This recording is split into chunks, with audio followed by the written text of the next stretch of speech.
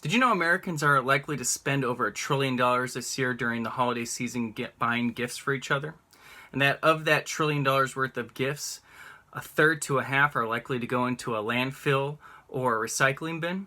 That's because there is a growing controversy in the United States over the mass practice of gift giving.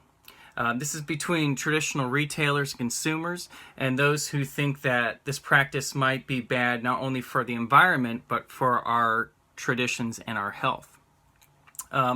First, I want to talk to you about the pros of having a holiday season that's so heavy in consumer spending and gift giving. How our economy, traditions, and religious practices are centered around the practice of giving gifts. Then I want to talk to you about the cons of producing, the buying, and giving of gifts en masse during the holiday season. So let's start with the pros first. Our culture is constantly focusing on the continuation and expansion of consumer gift buying and giving. Our economy is driven by consumer spending now more than ever, a large part of that during the holiday season.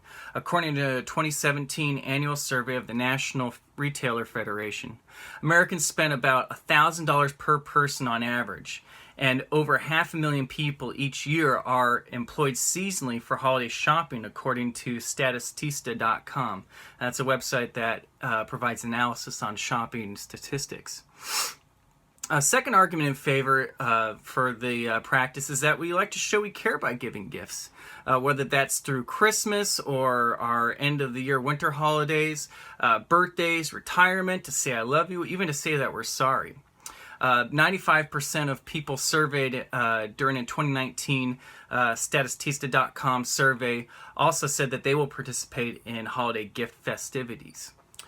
In fact, a third argument is that this is tied very heavily in the mass giving of gifts in our religious cultural institutions.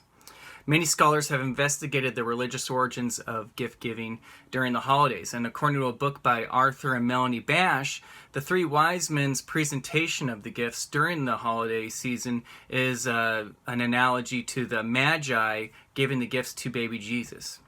Sarah Miller Lana also wrote a book about the history of early Christians co-opting pagan holidays during the winter solstice, where gift giving was already a central custom. And you can find that on the Christian Science Monitor. So I've talked about the religious, the traditional, and the economic arguments for mass giving. Let's also look on the other side, some of the arguments on the negative aspects of this practice. Many folks believe just as there are benefits, there is also a dark side with negative consequences. Some of those being waste and pollution, bad health, and it distracting from the meaning of the season. So first, let's look at the waste and pollution.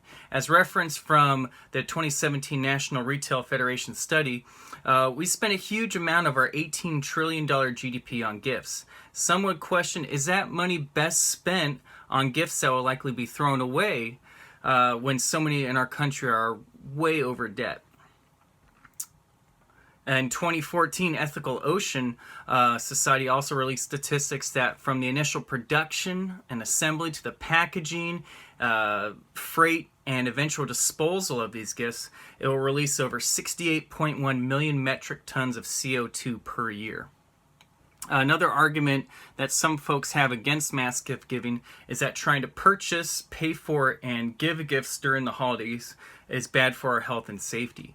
There's a disproportionately large amount of heart attacks that people attribute to the holiday season, according to Kelly Cam of WebMD magazine. Each year we also see footage from the local news about people being stomped, getting into fights, or having a lot of stress, or even run over during the race to get to the gifts that are deeply discounted in price. A third argument is that for many, our gift giving takes away the focus from what the holiday season is all about, which is being with family and friends. Seinfeld encapsulated this perfectly with a satirical holiday called Festivus, which was supposed to be anti everything to do with consumerism and the holiday season. And gift giving is strictly prohibited. Also, I can remember that growing up, I was really focused on getting gifts until I got to an age of maturity, or what I thought was maturity. And at that point, I was trying to focus almost entirely on get enough money to buy really nice gifts so that people would not feel bad about me or I would look cool. And I don't think that was really healthy. So in conclusion, I'd say that, as we explored some of the pros and cons of mass holiday giving, we can see that this really affects a lot of different aspects of everyone's lives. This growing controversy in the United States is whether America should continue the practice of mass giving has many things that are pro for it, like I said, the economic, social, and religious benefits and traditions, and it also has a lot of cons and negative aspects that people see, such as the increased pollution, poor health, and the cultural backlash. I would like to end with a quote from Henry David Thoreau's Walden that I think encapsulates the choice we have as a culture. The cost of a thing is the amount of what I will call life, which is required to be exchanged